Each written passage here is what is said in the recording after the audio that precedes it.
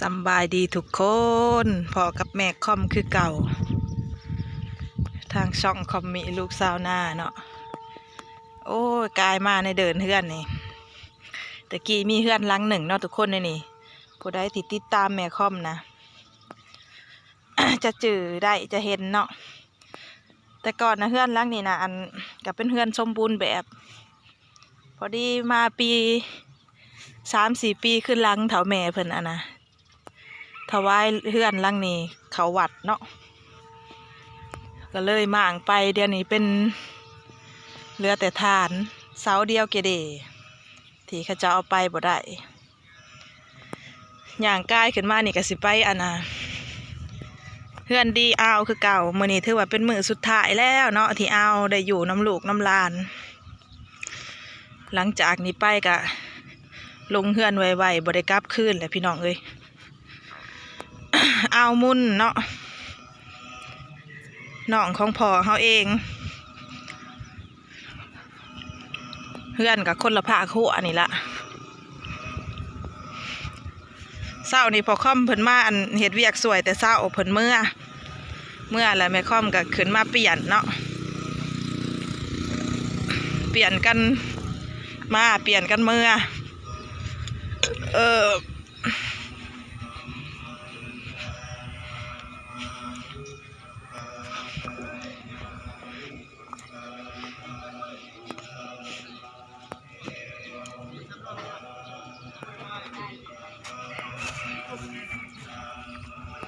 ถ้าเขาคือลายถ้ามันนี่เคยจังเพ็กไง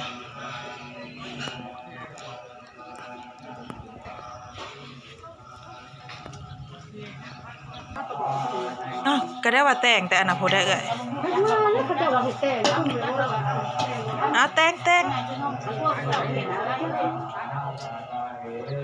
ขลุยว่าเจ๊ฮะเอาไปใส่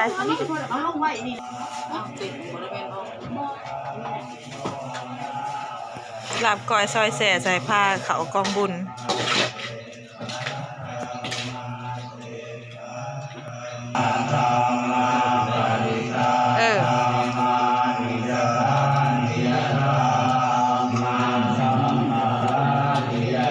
คือว่ามันนี่ก็เป็นมื้อสุดท้ายของเพื่อนดีเอาเนาะหลังจากนั้นตอนบ่ายของมื้อนี้ก็สิได้มีการเคลื่อนศพเอาไปสู่บ้านใหม่ภพภูมิใหม่เนาะ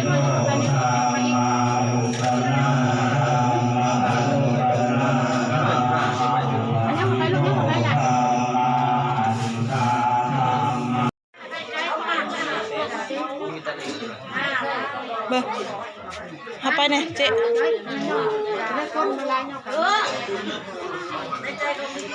เบิ่งเด้อเอาไปเนี่ยเด้อใส่เลยขันน่ะอันนี้น้ำมะกล้วยเอื้อยน้ำถีบกับไอ้ลูเพิ่นมาให้ห่อข้าวต้มผู้อยู่เมกาแหละมื้อก่อนน่ะเพิ่นก็เอาแนวกินมาใส่ผ้าขาวเสริมเติมกันบัดนี้ต้นนี้20,000นี่เขาเงิน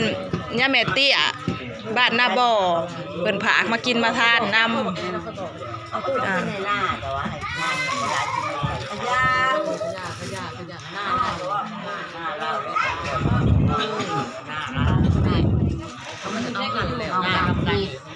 น้องน้ำทิพย์กับเอ้ยน้ำทิพย์กับไอ้ลูทาง USA กับอันข่าวลูเด้อมากินมาทานน้ำเจ้าเงินนี่ของย่าแม่ตี้20,000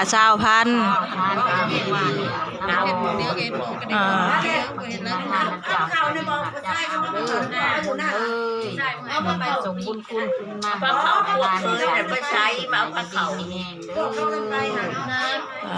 ดูนี่ก็สีมาเสียงไข่หาไหมเลียนลำบ่อนเมียนซบเมียนขาบอ้าวเนาะมีคันหาปั่นเขาเอาวางนี่เนาะอยู่วางนี่เนาะวางได้วางได้ก็เลือกอยากอยู่นั่นนี่เอานั่นนี่อยู่ได้ก็เลือกเอาแล้วเขาจะบ่หลักปาก แม่แล้วเราอยากอยู่ที่นี่เลย เอา โอ้บาทเดียวเลย เห็นบ่ เราจะอยู่เผางอง เขาจะมาลักปลาให้อยู่นี่ อ่า เฮ้ยว่าอะไรนั่นมันอยู่นี่แหละ คันหายังก็ลงน้ำกันแหล้ว นี่แหละเขาน้องปลา บาทเดียวเนาะโอ้ยอยากอยู่ในนี่อีหลี รับมาต่อก่อนแม่ เตรียม คุดลักษกร เห็นหุ้นอันไข่กัน เอ้า แล้วแตกแล้ว โอ้ย บาทเดียวเท่านั้น บาทเดียวเขาน้องปลาเขาจะมาลักเขาอ่ะคุ้มกันพุทธเหรอเพื่อนป้อนผู้ มันบ่เจาะผดบ่พอยเดีย หัวเจาะใหญ่พุ่นเขาบวมอยู่ จุกบอกแจกเลยบ่ มันบ่ห้อมผดบ่ ห้ามบ่จะเอาเกี่ยวประมาณบ่เขาทำเขาเองเขาเลยเขาไปจุดเลยเขาไปจุดเลยทำงานปลาโลด ตามความเสื่อเนาะเสียงไข่หาบ่อนอยู่ฮะ เพกพกมาเดียวเลย ไม่ของลูกชายเราอยากให้อยู่ในนี่แล้วกับ เท่ากับพังความลูก ทางความลูกแต่ว่า เสียงกันเป็นยังไง ทำกันอย่างต่อน มาเลยรับบาทเนาะกันจะมันบ่ได้ถือมา น้องปลาจะเข้ามาหลอด โอ้เราแล้วพออยู่นี่แหละดูเป็นแปล แต่ก่อนเขาคือจับกับวัดเขาเนาะ ปั้นเขากับเทียน กับใคร มันบ่ได้แต่งกันหาตีมีแต่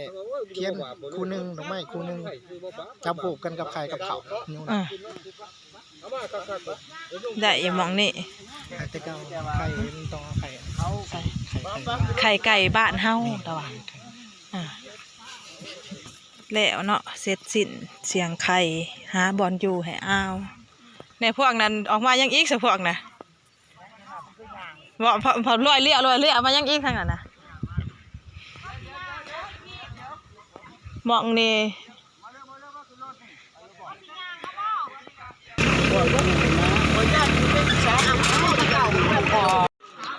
มาจากหน้าบอลหาบอลเมียนครบซบเมียนขาบกับเขามาในงานอีกเนาะทุกคน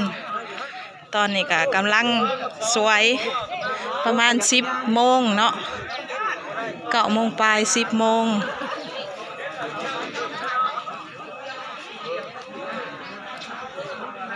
ก็สิอยู่ในช่วงอันนะกะเกียมพาเพนอีกแล้วเนาะเด้อ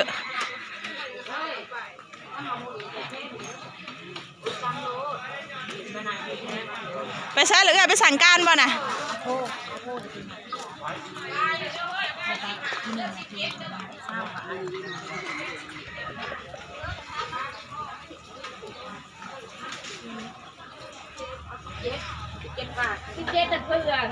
เพื่อสิได้มาบ่ได้มายังแม่เลยเพื่อเนี่ยคันเฮาบ่พอแล้วเฮาย่าคันเฮาได้แต่งที่เก็บผ้าลูกมันไม่พอไปเก่าติดน้ำนี่เป็นอะไรแค่เลยจกเก็บผ้า34ติ๊บ3-4 ติ๊บ34ติ๊บเอามาเพิ่มกันเลย34ติ๊บตอนนี้ลูกหลานกำลังปั้นมูลปั้นมั่งให้อ้าวเนาะแบ่งมูลมั่งจังจับในแม่ใบแม่ไผ่งาดสังกะสีเอาอยู่ไสบัดนี้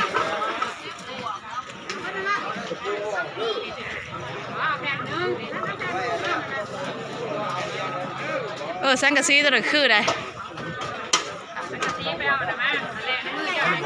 คอนตีงัด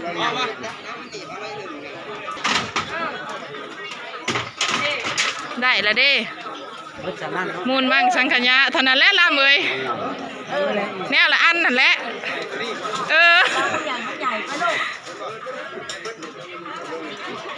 มีดผ้ากระตาเสียมโจกควานเด้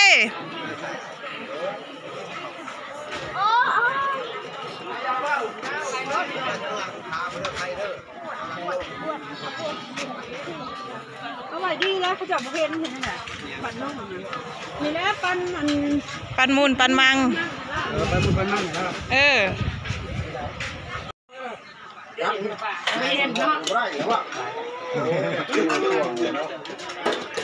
อยู่ครัวเนาะกำลังอลมนอลหมาดถึกช่วงย่อผ้าขาวเพนโมงนี่จกเขาโมงเมื่อกี้นี่เห็ดกินครัวกินไปเขาบอกกินเขากินไหม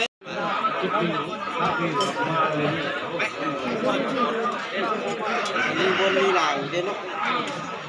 กินข้าวเที่ยงเด้อทุกคนกินข้าวเที่ยงเด้อ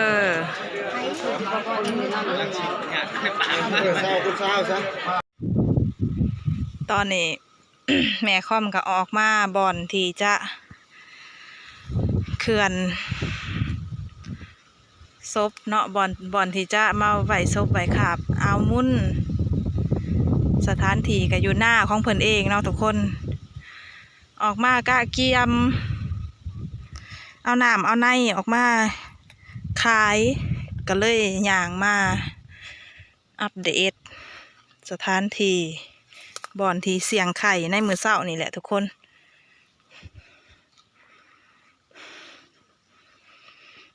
บ่อนเผากะอยู่นี่เลย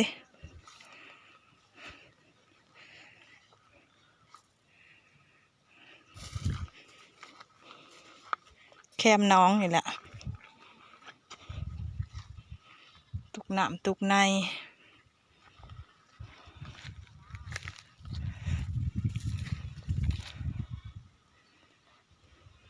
หน้าเพิ่นเองเนาะทุกคนก็ออกมาไล่ขู่ไล่คนแหละครับหมูคูมาขายน้ำ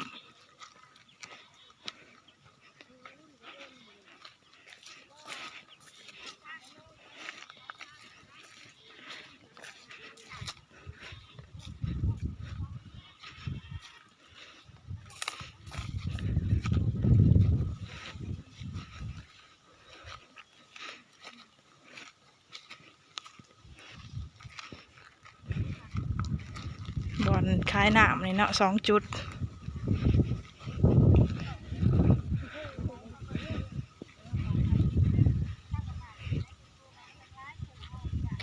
ขายเหมือนนี้ก็มีน้ำละล่าเนาะน้ำดีโดน้ำส้มน้ำแดงน้ำเขียวซื้อน้ำเด้อซื้อน้ำแน่ซื้อแน่บักแม่บักเด้อซื้อแน่นี่แม่บักเด้อกับบ่แม่มามันสิได้ขายอยู่ว่าทางเฮานี่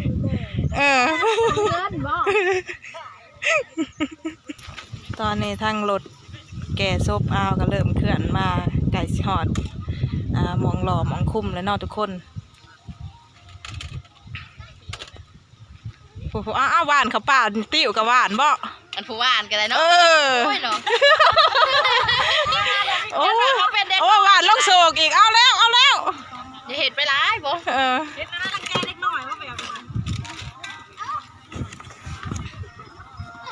ได้ลูกคอยท่านนี่บ่ลูกคอยนะซื้อน้ำเด้อซื้อน้ำซอยแน่ซื้อน้ำซอยแน่กระโตกอยู่หัวเฮ้ยซื้อน้ำแน่ทิมมาซื้อน้ำนี่ซื้อไหมเอาสีใดซื้อน้ำเด้อ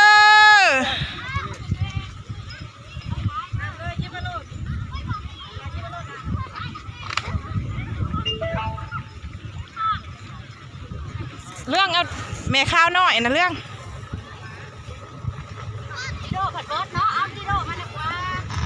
จากนั้นยังไปเสิร์ฟไฮดอก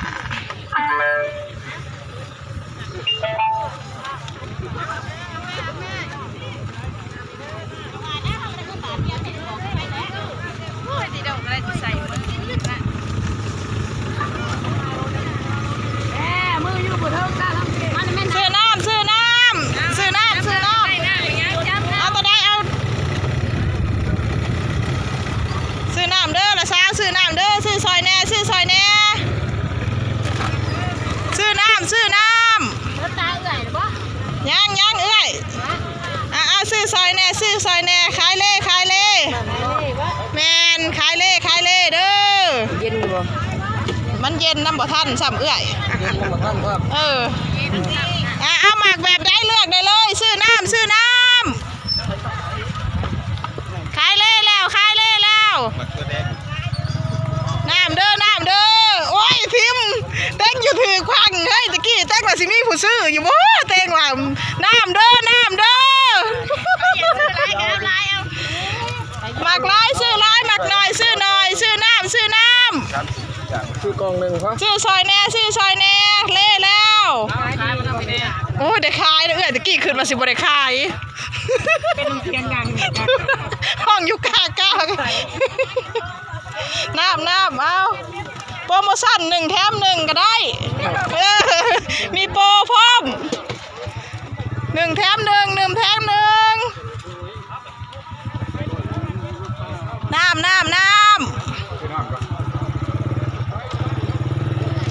เดินทางตากแดดตากหน้ามาซื้อน้ำเด้อซื้อน้ำกินก่อน